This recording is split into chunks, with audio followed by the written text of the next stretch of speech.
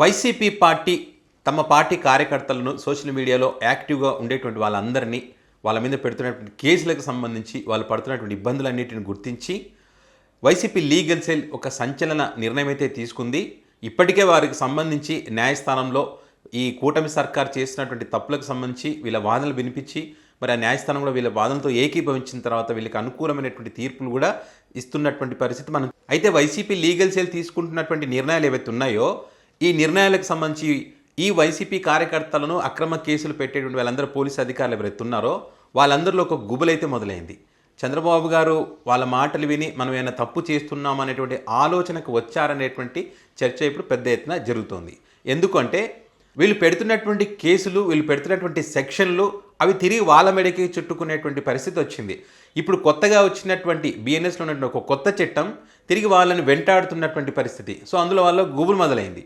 ఇప్పుడు మనం చూసాం రాజమహేంద్రవరంలో ఒక దళిత యువకుడిని ఏ రకంగా హింసించారో, ఎంత దారుణంగా అవమానించారో మనం చూసాం. పులిసాగర్ అనేటువంటి ఒక దళిత యువకుడు వాళ్ళ కాలనీలో పారిశుద్ధ్యానికి సంబంధించి ఒక ఎమ్మెల్యేను సోషల్ మీడియా వేదికగా ప్రశ్నించాడని చెప్పి ఆ వ్యక్తిని స్టేషన్కి తీసుకువెళ్ళి అక్కడ అర్ధనగ్నంగా ఉంచి ఒక మహిళ కానిస్టేబుల్ ఉన్నా కూడా దారుణంగా అవమానించి కొట్టి అక్కడి నుంచి తీసుకెళ్ళి ఎక్కడో బయట పారేస్తే ఆ వ్యక్తికి సంబంధించిన వీడియోలు అవన్నీ కూడా పెద్ద ఎత్తున వైరల్ అయ్యాయి.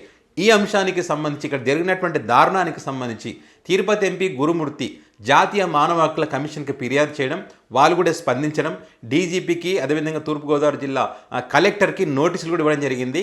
సో వీటికి సంబంధించినటువంటి విచారణ ఈ జిల్లా కాకుండా పక్క జిల్లా ఆ ఎస్పీ స్థాయి అధికారి పక్క జిల్లా నుంచి విచారణ జరపాలని చెప్పి ఆదేశాలు ఇచ్చినటువంటి పరిస్థితి. 4-5 రోజుల్లో విచారణ జరిపి తమకు వివరణ ఇవ్వాలని చెప్పి నోటీసులు జారీ చేయడం జరిగింది. సో ఈ రకంగా పార్టీకి సంబంధించినటువంటి ఎంపీలు కానీ ఆ పార్టీ నాయకులు కానీ వీడికి జరిగినటువంటి అన్యాయాలకు సంబంధించి ఇట్లా మానవ హక్కుల కమిషన్కి తెలియజేసే ప్రయత్నం చేస్తూ ఉన్నారు.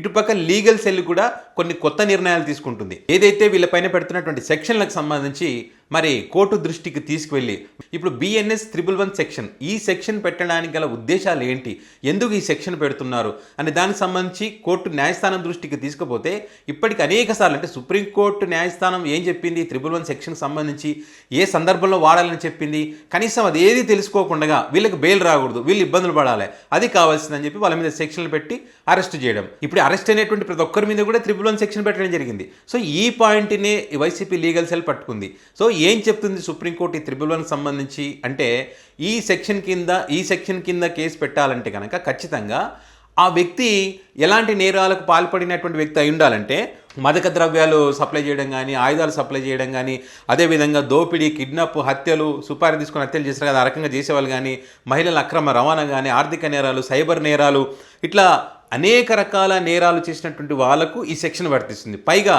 ఈ సెక్షన్ పెట్టాలంటే గత 10 సంవత్సరాల లోపు ఎవరైతే మనం కేసు పెడుతున్నామో ఆ వ్యక్తికి సంబంధించి 1 కంటే ఎక్కువ ఛార్జ్ షీట్లు దాఖలై ఉండాలంట. ఆ దాఖలైనటువంటి వాటిలో కనీసం ఒకటైనా కూడా న్యాయస్థానంలో విచారణ జరిగి ఉండాలంట.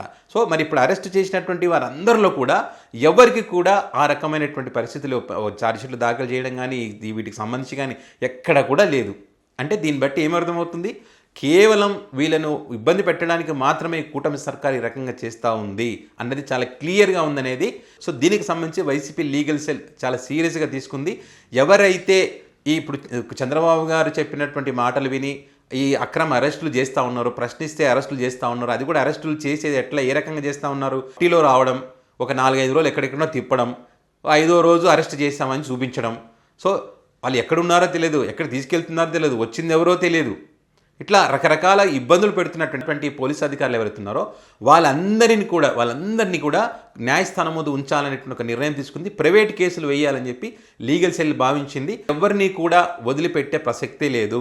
చట్టాన్ని ఉల్లంఘించి న్యాయాన్ని అబాసుపాలు చేస్తున్నటువంటి ఈ పోలీసు అధికారులు ఎవరైతే చంద్రబాబు నాయుడు గారు చెప్పారని చెప్పి అధికారం చేతిలో ఉంది కదా అని చెప్పి ఇష్టారాజ్యంగా వివరించి ఇబ్బందులకు గురి చేస్తున్నటువంటి వాళ్ళని ఎవరిని కూడా వదిలిపెట్టమని చెప్పి వైసీపీ లీగల్ సెల్ అధ్యక్షుడు మాలసాని మనోహర్ రెడ్డి అయితే వీటికి సంబంధించి మాట్లాడడం జరిగింది. ఎవరైతే ఈ 111 సెక్షన్లు పెట్టి వివిధ రకాలుగా కార్యకర్తలు వాళ్ళందరినీ ఇబ్బందులు గురి చేశారో వాళ్ళందరిలో కూడా ఒక గుబులైతే మొదలైంది.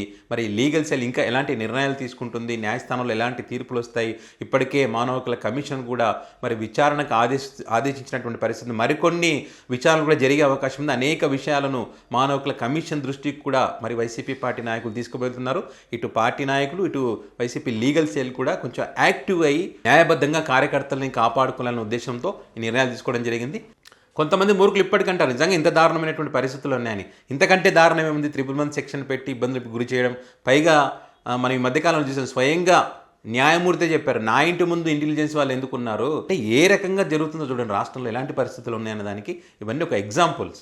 సో చూద్దాం భారతీయ న్యాయ సంహిత 111 సెక్షన్ ఏ రకంగా మరి వాళ్ళని వెంటాడుతుంది, మరి వీళ్ళకి ఏ రకంగా కలిసి వస్తుంది అనేది రానున్న రోజుల్లో తేలుతుంది.